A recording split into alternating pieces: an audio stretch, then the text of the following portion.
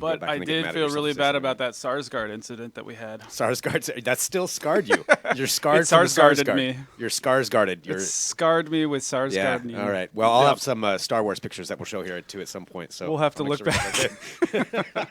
All right. I think we're coming in live right now Yeah. as we're rolling in. Hello. This is Between the Streams. This is our weekly entertainment podcast where we talk about the latest in movies and television and kind of talk about what's coming up and what to look forward to. And we broadcast live on Facebook and YouTube, and we want your feedback. We want your input on what we're talking about. And today we're going to have kind of a discussion here at the top, and I'm sure we're going to get some good suggestions that'll be rolling in here. But besides this question, today, we're going to cover what's going on in the weekend box office. We have some Netflix news. We have some new series that are on their way that I'm kind of excited about. We've got some Spider-Man updates, all kinds of things, all here live on Digital Trends Facebook and YouTube page. I'm Greg Nibbler. I'm Ryan Juanita. And to start off, so the question we proposed was this. We've kind of put this out on Facebook, is what is, like, The Handmaid's Tale just concluded. If you haven't watched it, I'll give kind of an overview on that. And it's one of the best shows around right now. It is. And it's probably one of the best dystopian shows that I've ever seen. And that's kind of one of our questions is, what is the best dystopian movie TV series ever? Is The Handmaid's Tale it? Or is there something that's better? Or is it Logan's Run? Or is it, see, now you're obsessed with Logan's Run. I still don't even know what Logan's Run is. It's, Carousel, bro. It's just Carousel. I have no idea. That's like a 0.5%. It's like a Family Guy reference. It is a 70s movie in which, and it's based on a book, but the idea, I think they changed it a little bit for the movie. The idea is you can't go past, I think, your 30th birthday, I think it was, or maybe even your 21st. Okay. So no one gets to grow old, and they go into this place called Carousel, and they basically just kill you. Okay, so once you get old, that's it. You have like in the movie, you have a little gem, and it's green until you're like to your birthday, and then it turns red. Okay. And then the cops come for you, and the whole movie is about this cop who used to come for those people. Turns out when it's his turn, not so stoked on it. Yeah. It's really based all around a total hypocrite, really. Okay. All right. Well, I mean, most dystopian and he is Logan, movies are. and it's Logan's Run. He's a runner. Most of them are like that. Right. I mean, when it comes down to it. So taking a look here on Facebook, Chad says Logan's Run is a trip. There are things I still don't get about it. Nice. Okay. All right. Then maybe I need to give this. He may be talking about the book. I don't know. Okay. But Logan's Run's pretty interesting. And now I'm being chastised for not knowing Logan's Run. So I mean, my bad. I don't know everything. I don't watch all of the shows. You're that's fine. why we're asking these ones. I mean, I was thinking about it. As far as what the best dystopian series ever is, and it's a hard thing to answer. I mean, for movies, you have like Mad Max. Yeah, I think that's the Hunger a great. Games. I think Mad Max. Yeah, see, the Hunger Games, I don't know. I mean, yeah, that's still dystopian. I mean, that's it is, but it's definition based of on dystopian. Battle Royale so much that I kind of feel like that you have to give it to Battle Royale. But the Hunger Games has its own thing. I mean, they that's certainly a have its own dystopia. thing. I mean, it's Yes. a world where everything sucks. Yes, pretty it much. is. I No, mean, it isn't is. that what it totally is? is. I just mean that it's sort of based on something else. But it's a fair answer. I think Mad Max is a really good answer. Yeah. Whoever has seen the first couple, especially, it's like Right. It's a weird kind of dystopia because it's sort of in the middle. There's still some like okay things happening, but basically it's chaos. Okay. Like they have a house out in the woods. Yeah. And it seems kind of idyllic until the biker gang shows up. Exactly. So it's kind of that interesting in between world. Whereas the road is just everything is the worst. Well, the road and is just the most depressing thing ever. If you've never seen The Road, it's the most depressing book or movie you could ever encounter. I mean, it's so depressing. But I've heard it's amazing. It is great. Yeah. Have you seen it or read it? I have not seen it. No. Okay, I've both read it and seen it. The book, of course, is way more depressing than the movie, but the movie's quite depressing on its own right. It's just, if you want to feel down and like horrible about everything, watch The Road. I mean, it's well done. It's good, but god dang, man, you'll be depressed for days after watching that. So along those lines, though, talking about dystopian movies and TV shows, with The Handmaid's Tale just concluding. So for I kind of want to give just like an overview of what The Handmaid's Tale is, because I was a little bit late to the game, but then as soon as I started watching it, I powered through and I finished it.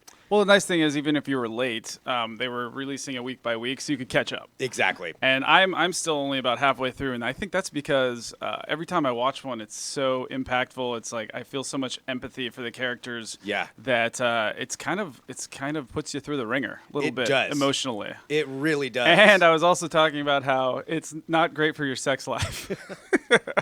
So tell them what the basic bottom line is. Yeah, I could see that. Yeah. For those who don't know. Yeah. Okay. So the Handmaid's Tale, if you don't know, based on the book, and it's essentially takes place in a not too distant future in a country called Gilead. That's basically the remnants of the United States. Right. So this group of religious fanatics. And I'm not going to give a spoiler from it. I mean, this is just what it's about. A group of religious fanatics grow powerful enough to take over the U.S. from the inside out. And it's a portion, you don't really know what chunk, but say the majority of the country. And they institute this very, very strict religious law. And they kind of work it for their own benefit. It also, as part of this, the environment has turned on everyone, and so the birth rate is extremely low. Basically, yeah, it's children of men in the way that they're unable to have children. In fact, one of the episodes they say, certain parts they haven't seen a child in years. Right.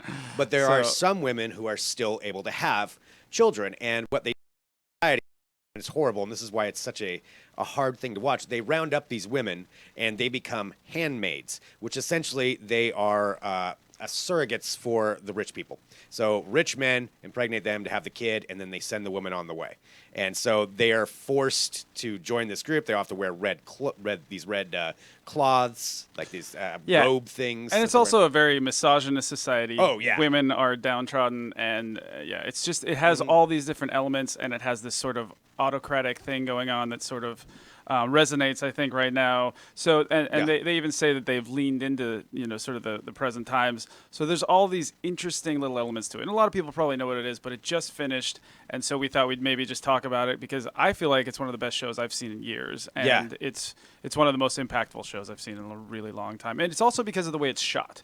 As we were talking about, they like to shoot at first person sometimes, and it really feels a lot of the time like it's happening to you. And it also doesn't hurt that Elizabeth Moss, along with everybody else, does an amazing job. They're all great actors. I mean, my problem is I don't know which one of the awful characters I want to die first. That's like the main, your main thing that you're going to have to I think it's Joseph Fiennes. It's becoming Joseph Fiennes more and more. Might be Aunt Lydia, too. The commander. She's pretty bad. Right up there, too. She's kind of delightfully bad, though. She's so awful. Keep watching. That's all I'm going to say. Fair. So anyway, The Handmaid's Tale, I highly recommend it. It's on Hulu right now. The season just concluded, so if you have a subscription to Hulu, I think you can even do a 30-day free trial. Yep. You can power through the whole thing. That's a good point. I wouldn't suggest watching it all in one sitting. It's a lot to handle. It's really good. Or have your good. Paxil nearby. Yeah, exactly. But there are benefits to it, not benefits, but you do see there is hope. It's not completely removed from all hope. So keep that in mind when you're watching it. And it was renewed for season 2 almost right off the bat. Yep. So you already know there's a season 2 coming, which there should be. It's great. It's a really good series. Best of all time? I don't know. That's what we would like to have your feedback on. So if you're watching on Facebook and YouTube right now, or watching later and leave it in the comments, let us know what one. Satan's Little Helpers chiming in on Facebook.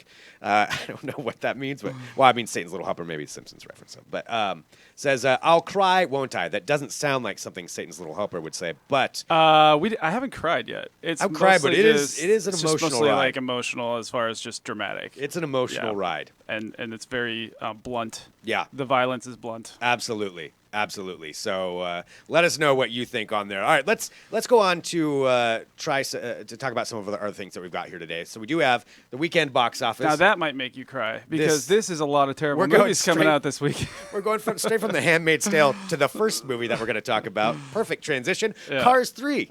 So, which is apparently the best movie out this weekend. It's the only one above the 50% line on Rotten Tomatoes as far as we've seen. It's not doing great either. I think those who've seen the car movies know what they're going to get with this one. Yeah.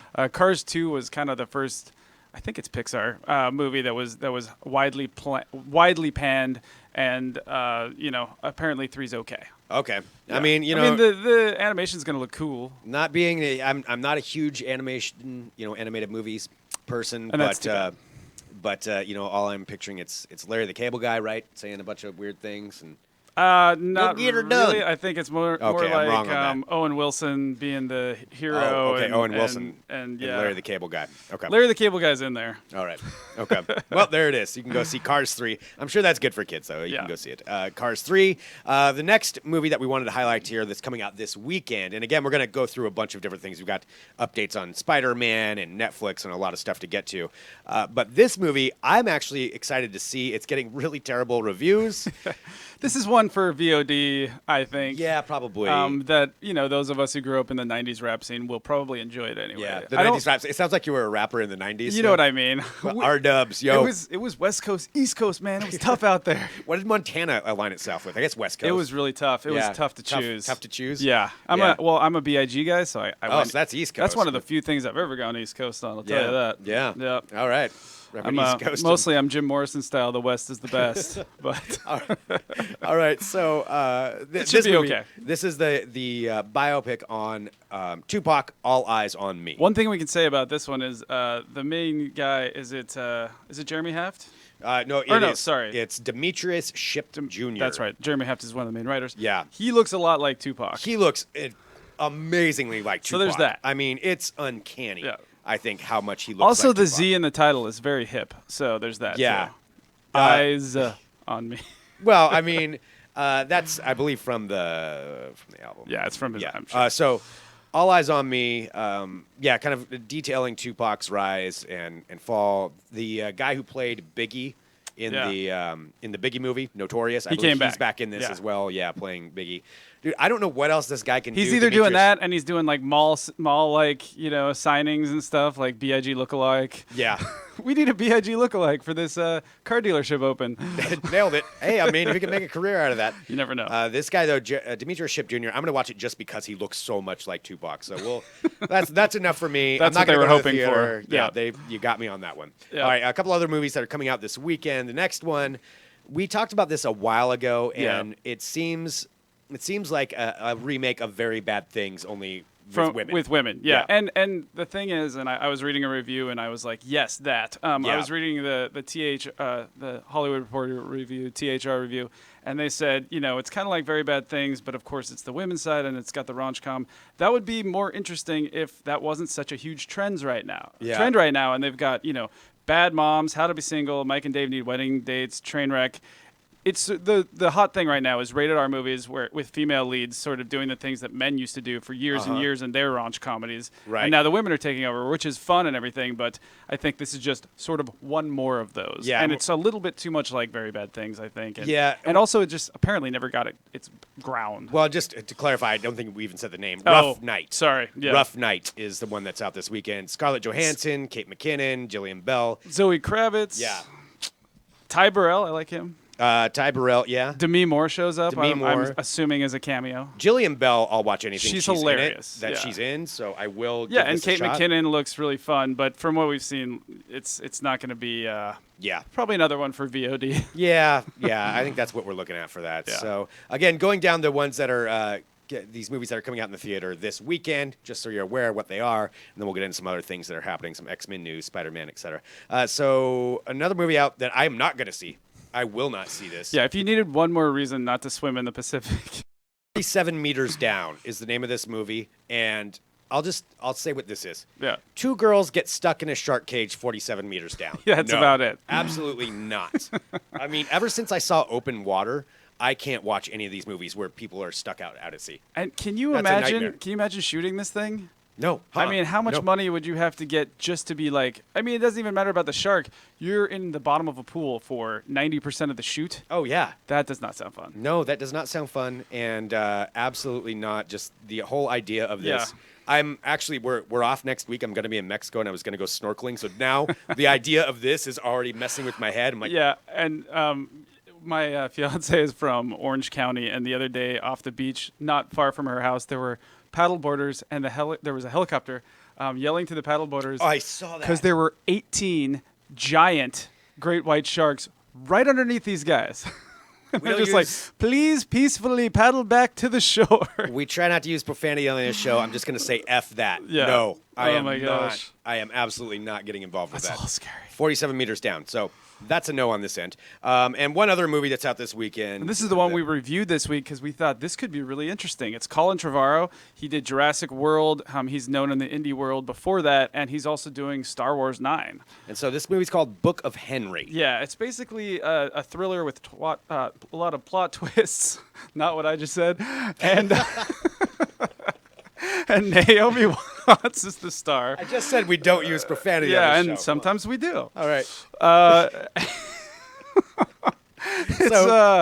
It's about a young boy who is very smart, and he sees that his neighbor is being abused, and so he takes it upon himself to help. Okay. And it's sort of this thriller, and Naomi Watts actually helps him out. Mm-hmm. He's like a genius kid or whatever. It looked really interesting, and if you see the trailer, it does look interesting. Okay. Apparently it's terrible. All right. So don't watch that either. Okay, so don't watch that one either. Yeah. All right. 25% in Rotten Tomatoes, and Rick didn't like it at all, and he was really excited about it. Okay. Yeah. All right. So, Well, there we go. So those are your movies that are out in theaters this weekend. plot twist. From Naomi Watts Plot Twist. Oh, Naomi boy. Watts Plot Twist. Say that 10 that's times tough fast. to say. All right.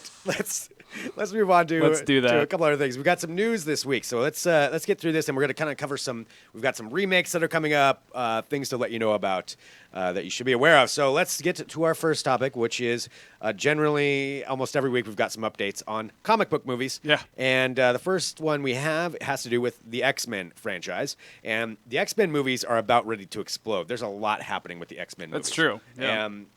This first thing we have is just kind of a casting update, one that we're not actually going to see for another year and a half. Yeah. November 2nd, 2018, but it's X-Men Dark Phoenix. But I think this is a great addition to this movie. Yeah? It should really help out. Well, and it's the follow-up to X-Men Apocalypse, which was... didn't do so hot. Yeah, it's okay. I watched it. This one, though, X-Men Dark Phoenix, sounds good. So it's Jessica Chastain, maybe cast as it sounds like she's going to be cast, or in talks, to be cast as Lilandra, who is the leader of an alien empire that's going to attack Earth. Yeah, she's the villain, and she's just great. Have you ever seen a movie that she has not been amazing in? You know, I actually have the opposite feeling on that. There's something about her. She's a great actress, but there's something about her Zero Dark 30? I don't know. Pretty good.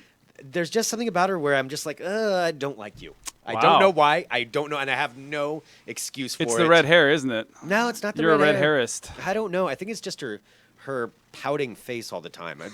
I don't know. And it's She's not very fair. tough. And it's not fair to her. But yeah, anyway. Yeah? Jessica, All it's right. not. I have no I'm good excited reason. about this because she's a killer actress. Yeah. So I think this should help a lot. Okay. And this is going to be all of the new cast now, and I don't think we're going to see any of the old guys again because the X-Men timelines have been so confusing, especially Days of Future Past, but just they couldn't decide if they wanted to keep the old guys in. Yeah. You know, is Patrick Stewart going to show up? Mm-hmm. You know, who's going to be what? But so now it's going to be, Jennifer Lawrence, Michael Fassbender, James McAvoy, Sophie Turner from Game of Thrones, and then we've also talked about how her sister on Game of Thrones, Maisie Williams, is going to be in the spin-off, the New Mutants spin-off. So they're poaching the Game of Thrones people. So I think this could be a good one. Hopefully it'll sort of put this franchise a little back on track after Apocalypse, which wasn't terrible. Mm-hmm. It just was sort of forgettable. Yeah, I would say. I think that's what it is. Yeah. So there we go, though. That's kind of the update on the X-Men. Spider-Man coming out a lot sooner, July 7th. So it feels weird that it's already here almost. Yeah, because it's been such a long lead up, and then you're like, that kind of snuck in under the radar a little bit. Yeah. I'm really excited to see this. Even though it's like, I remember I skipped the last Spider-Man franchise. So did I. I was just like, it's too soon, and it's still not X-Men, or it's still not Marvel, I should say. Yeah. So I just kind of skipped it. But Tom Holland, I feel like, has some chops. He just seems like he's gonna make something cool here. So I'm excited to see this. Yeah. So Spider-Man: Homecoming coming out July 7th, and one thing that Tom Holland actually talked about is that this is going to be the first of a trilogy of Spider-Man movies. Yeah, and so that's very surprising because they don't like to make sequels in this genre very often. Yeah, and right, yeah, no, they never do that. So yeah, he did say that's cool that it's going to be an actual trilogy, like it's going to be a planned out trilogy. That's kind of Spider-Man, nice. Spider-Man 2 and 3. And so he did confirm that. So a 3-movie deal will be getting more Spider-Man movies on and the apparently web. he wasn't supposed to leak it either. Yeah, that's kind of part of it. He did it in an interview. I can't remember remember where the interview was, but he kind of just blurted it out. And he says, "Yeah, well, French language news outlet. Now you know. Sorry, Marvel." Yeah, whoops. I'm sure he violated some kind of thing there, but you had to know it was going to be coming. Well, he's Sony. He's a Sony guy anyway. Oh yeah, that's true. That's true. So there we go. So Spider-Man 2 and 3 is what we're going to be getting. Let's go to the reboot news because that's the other hot trend. Is reboot reboots. recap? Did you get the sound for that yet? I know we got to come up with something though. We'll work on that. Yeah. This is one, and I'll be honest, I didn't know it was on the way. It's coming out already September 29th, also from Sony. It is a Flatliners remake. So for those of you who remember what Flatliners is, it was in the 90s. I think 1990. I loved Flatliner. It was like too. this. It was packed with stars. At the time, they were huge. It was Kevin Bacon, Kiefer Sutherland, Julia Roberts. Billy Baldwin shows up. Yeah. He was kind of on the rise at the time. Yeah. And, I mean, there were some good people in It's that. a good flick. It's like a really interesting idea. Now, is it going to be interesting for take two? I don't know. Yeah. I mean, it seems like it's going to have more violence in it, but I could easily see this being very middling. It could, if it's done right. This is one where I could see a good remake. I mean, well, if it does they have a do it great right. director. It's the same guy who did Girl with the Dragon Tattoo, the Swedish version, Okay. the original version. So that's kind of cool. Okay. It does have a good cast. It's got Ellen Page, Diego Luna, and then some people I don't really know that well. Yeah. And then apparently Kiefer Sutherland is going to make a cameo as Nelson because that's who his original character is. You know what? But I saw that on IMDb. So I bet he's they're in gonna it. die and then they'll see him or something like that. That's hard to say. Yeah, I don't know. So Flatliners. But for those who don't know what this is about, I guess we could Yeah, explain. sure. Basically, it's about these medical students who start pushing the limits because they want to know. In the original, they're just like really daredevil people, and they're like they want to see what happens and see if you could bring somebody back from the brink of death. And also, there's a philosophical question like, is there anything out there? That kind of thing. And what happens is a little bit of spoiler alert. I mean, it was 1990 when this movie came out, so hopefully, if you wanted to see it, yeah. But the thing is, they bring back something with them, and you see that in the trailer too. And there's actually some interesting ways that they do that. It's basically you bring back the demons, the bad things you've done in your life come back to haunt you. And I think again, if it's done right, Flatliners that's one of the rare things where I'm like, okay, I can see a remake on it if you do it right. It's another one for me where I'm like, first one was good. Yeah. Why do that? Most of the time, I'm with you on that. Yeah. This one, I think I'm okay with. But Well, we'll see. Curious what people think. Are you excited about a Flatliners remake, or is it just who cares? I think that's probably where a lot of people are going to land on it. I think the first one was a much bigger success than they expected it to be. Yeah. It wasn't like a big budget movie or anything. It was and it all was those kind of like a smaller thriller. Well, and all those actors were either already stars or had just become stars. There were some big stars and some people on their way up, for sure. Yeah. All right, so there we go. So that is Flatliners coming out September 29th. Oliver Platt was in that. Do you remember that actor? Oliver Platt. He used to be in everything. Yeah, I recognize his name. Now I have to look him up really quick, otherwise it's going to He's the guy in Executive Decision. He's the nerdy guy in Executive Oh, yes, Decision. okay. Yes, of course. Who stops Oliver the Platt. bomb with his little straw. Yep. Okay. Now that's a spoiler alert. All right, there we go. Well, ruin that one. All right, let's go on to Netflix. Talk about some new Netflix things, which, again, something we bring up every week. Netflix always has new series, and now they've reached a milestone. A milestone with Netflix. Within the United States, yes. Within the U.S. Still, it's huge. Oh, it's a big one, yeah. They have now, they can now boast more subscribers to Netflix than subscribers to traditional cable. Yep. That and that is the way it includes is. all the big ones, Comcast, Charter, which now owns Time Warner Cable, so you can hate Charter a little bit more. And all of the other big ones, they make up 95% of the cable. And they are just under, I think, maybe 1.5 million under what Netflix now holds as their subscribers. So cable companies, 48.6 million-ish. Yeah. Netflix now at 50.9 million subscribers in the U.S. alone. Yeah, and That's worldwide, Netflix is at just about 100 million subscribers. That's insane. I mean, that's a big deal. It's a big number. One thing we do have to note is it doesn't include satellite or satellite services like DirecTV or Dish Network. So maybe you throw in a few million more there. A few tens of more millions. Well, So there's still people on traditional cable, but it's definitely like interesting to see how this is turning. Now, there's also a lot of people going to those live TV streaming services, which are sort of hit and miss of what they give you and how how much money you're saving, such as DirecTV Now, Yeah. Sling TV, Hulu with Live TV, Yep. YouTube TV, I believe it's called. Yeah, There's YouTube. so many of these out, so I think that's sort of bifurcating the market a little bit too. Yeah, that's true. Dan, producing behind the scenes, brings up a good point, but people share Netflix accounts too, so that's more people watching. That is a great point. And you can have, up to 4 or 5 different people on the account that all have their own libraries and stuff like that. Yeah. Yeah, which it's always interesting to see what. Which brings up the question: why do I still have my own Netflix account? I don't know. I don't. Yeah, but, nice call. There we go. So Netflix surpassing cable, just kind of a big monumental moment, which is why Between the Streams, good show to have on right now. Anyway, streaming television. All right, let's talk about some new things coming from Netflix. That was a terrible segue. I tried to make that work. Fantastic. All right, Star Wars pictures coming up. Netflix, a new series that I just became aware of is going to be coming out on there. It's called Friends from College, and the reason I wanted to bring it up is because of the cast in it is pretty amazing. It's a series from Nick Stoller, who did Neighbors, Neighbors 2, Forgetting Sarah Marshall, Get Him to the Greek. So a good track run there. I love Get Him to the Greek. Really underrated movie. Get Him to the Greek. Forgetting Sarah Marshall is one of my favorites. Yeah, that's a great one. Yeah. I was crying during Get Him to the Greek when he's trying to like help him out in the middle of the live TV show and he falls outside. Anyway, I digress. Exactly. Because of him, I really want to check this out and the cast. So it's his wife also. Serves as an executive producer on this and writer. And there's 8 episodes. It's going to feature Keegan-Michael Key. It's got... fantastic. Yeah, fantastic. There's people you will recognize from this. Fred Savage, Nat Faxon, all in it. And then there's cameos from a bunch of people. And the show centers around a group of friends who went to Harvard together, and now they're in their 40s, and they're all kind of either successful or not successful, and then they all get back together, but they secretly kind of hate each other.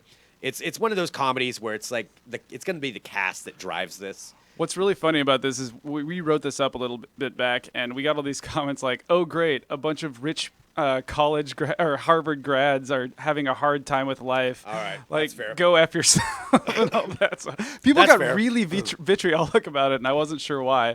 I'll essentially watch anything with Keegan-Michael Key. Exactly. Ever since Key and Peele, I mean, I think that's one of the best sketch comedy shows ever. It's up there with Chappelle's Show and SNL and all the greats. So anything that he's a part of, I'm pretty interested in. Keegan-Michael Key or Kate McKinnon, I'm like, all right, I'm going to check it out. Or Jordan Peele for that. Jordan matter. Peele too, yeah, I will watch it. So Keegan-Michael Key, that's the stamp of approval for me. It could be good, or maybe it'll suck, but it's going to be on Netflix. You'll get it regardless. Yeah, and no real harm checking it out. No, it'll be there. Not at all. Something else that's getting renewed on Netflix is Kimmy Schmidt, renewed for season 4. I'll be honest, I haven't even watched season 3. I did like the original season. So have you seen season 2? I've seen most of season 2. Okay. I lost a little bit of interest in it, but it's one of those series where I should go back. We've been watching season 3. It's zany and weird, and it's still really funny. Titus is kind of I feel like he's sort of the main character now. That's a great character, and he's just so funny. And Jane Krakowski is in it a lot in season 3. Yeah. She's really good. Okay. David Cross is in it in season 3, so okay. There's a lot there. All right. There's a lot there to check out. I'm still enjoying it. I've heard a few other people say some things that they didn't enjoy season 3, but I think it's still one of the funniest weirdest shows around. So. I mean, I'm not going to say anything bad about it. I kind of dropped off for me, so I need to go revisit it. You know what it's great for? Is after you watch A Handmaid's Tale. Yeah. Watch a Kimmy Schmidt. That's probably a good point. There's a different way to look at it. It'll make you a little less depressed. All right.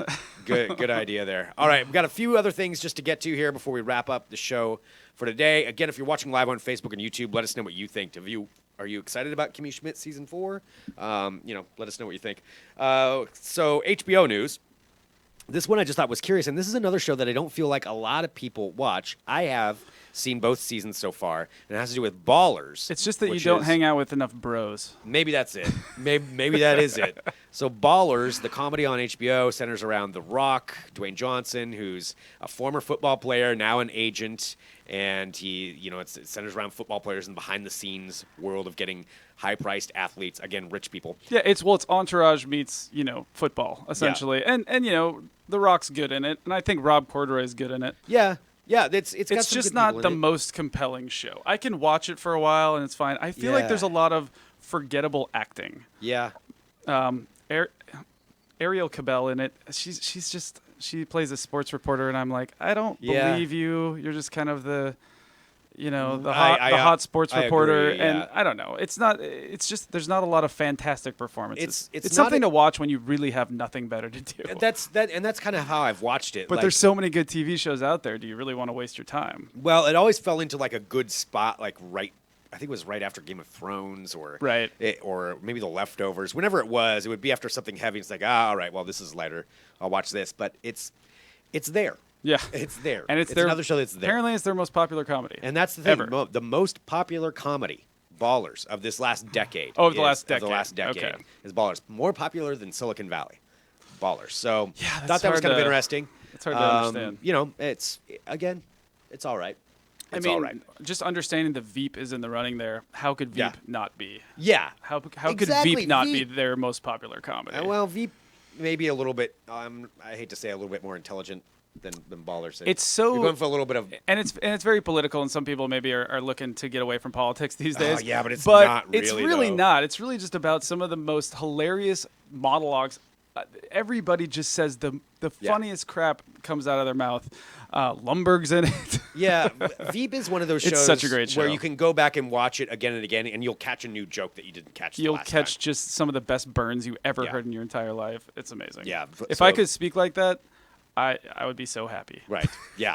But we can't. No, so not in normal life. Keelan King says it's there. Ringing endorsement. Yeah. For Ballers. Yes. For Ballers. That's just what it is. It's there. It's okay. Something that is super popular, of course, is Game of Thrones, and there is a new trailer, kind of a teaser that's come out behind the scenes of Game of Thrones about the special effects. It's a 100-minute video. 100 minutes. 100-minute video. That's a little bit more than a teaser or a trailer, but this is again something you watch by accident, and then you get sucked into it. Yeah.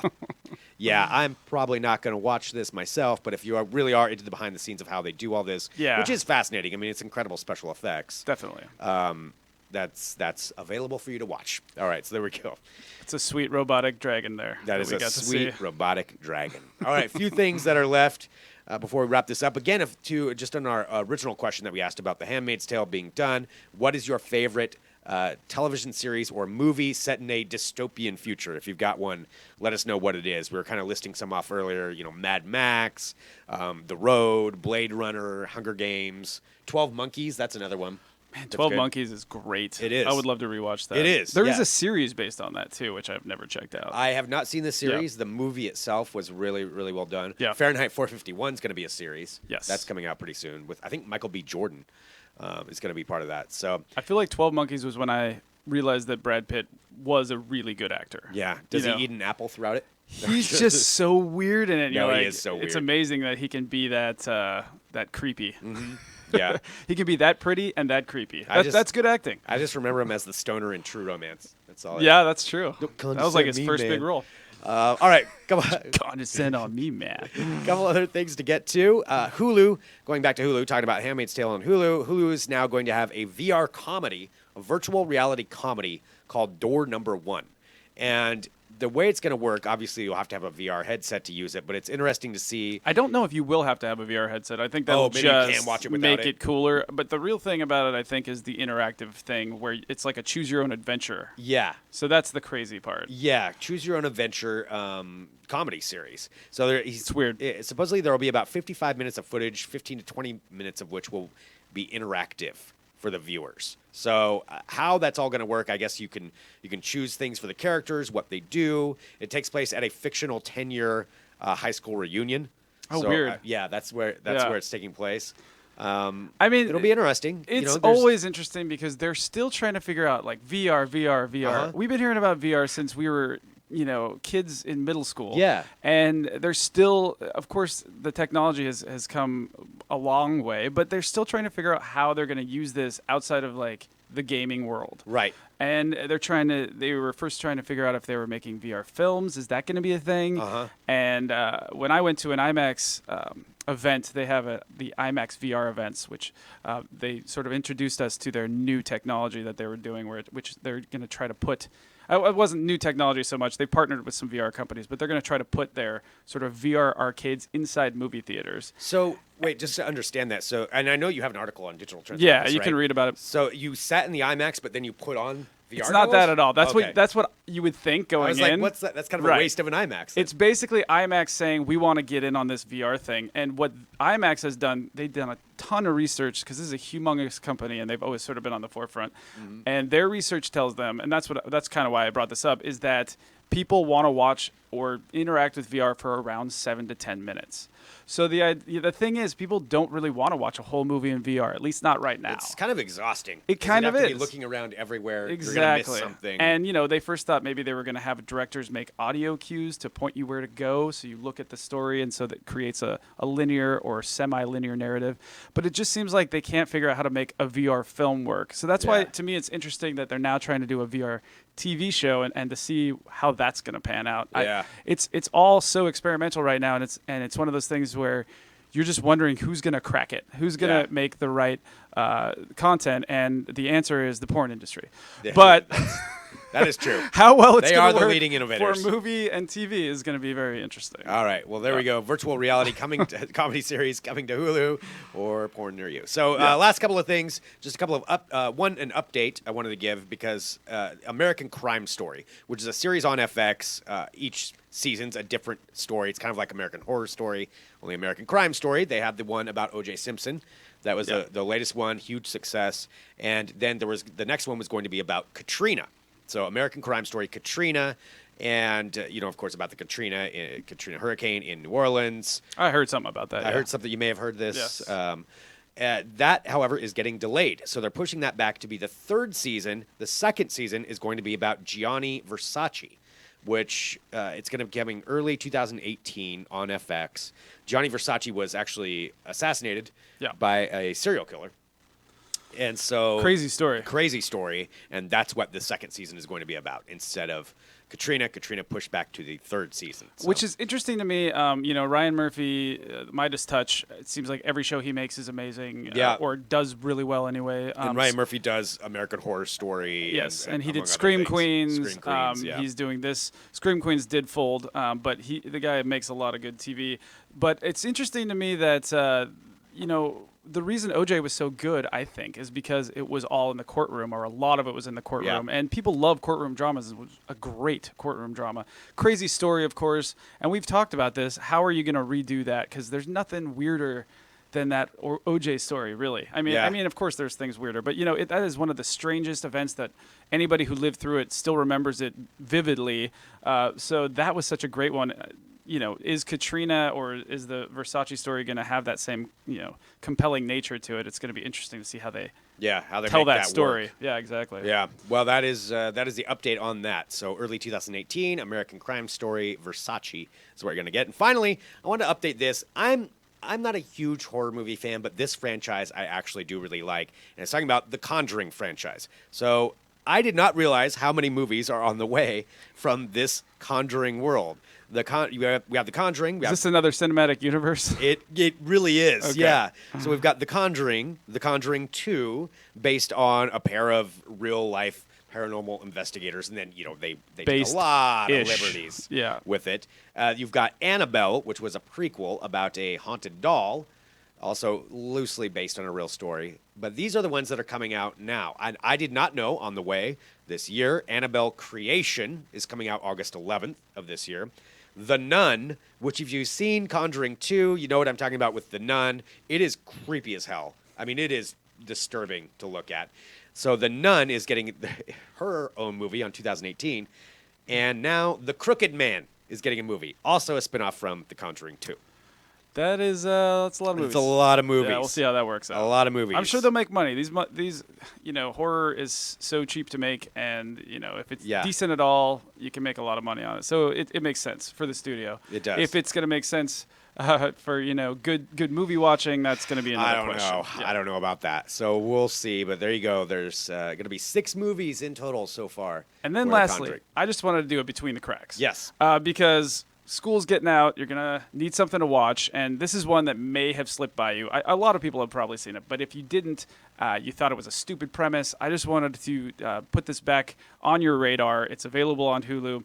And I think it's really, really funny. And it's called The Good Place. The Good Place. Okay. The basic storyline is Kristen Bell is this kind of terrible person who dies and finds herself in heaven. And she can't figure out why.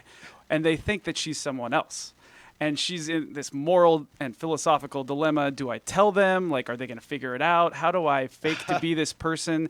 And her life just keeps getting harder and weirder, and she keeps meeting more people, and it keeps compounding. But it's a really fun show. It's really interesting. When I first heard about it, like they were going to do something about heaven, I was like, it's kind of been done before. Right. I just didn't think they could make it creative.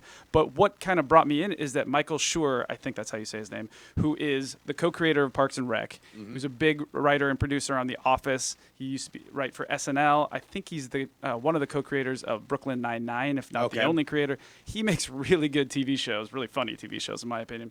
So he's the creator of this. And also they have Ted Danson. Adam Scott's in it. And so it's very, very funny. There's some twists and turns, and the first season is quite worth watching. All right. So that's something, kids are out now. Maybe you have a little bit more time. I highly recommend checking this one out. The Good Place, and that is also on Hulu. Yeah, you can get that on Hulu. All right, cool. Well, there's Between the Cracks for this. And thanks, everybody, for tuning in. This is Between the Streams. This is our weekly entertainment show. We started off with the question of what is possibly the best TV or show or movie set in a dystopian future. I'm going to say Idiocracy. I think that's what I'm going with. We'll go with the comedy version of it. So Idiocracy, there we go. That's a little too close to home. That might be, too. So there we go. Again, thanks so much for tuning in. So if you're watching on Facebook and YouTube, great. We're live Fridays at 2 p.m. Pacific time. We also have the audio podcast available. So go to iTunes or wherever you get your podcasts, type in Digital Trends, and subscribe to all of our podcasts that are right there. There's articles to everything we've talked about on the show on our website, digitaltrends.com.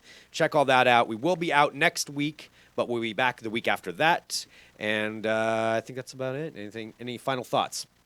Enjoy the weekend. Oh, there we go. All right. It was very profound. Deep. It was deep. It was deep. All right. Thanks, everybody, for watching. We'll be back 2 weeks with another episode.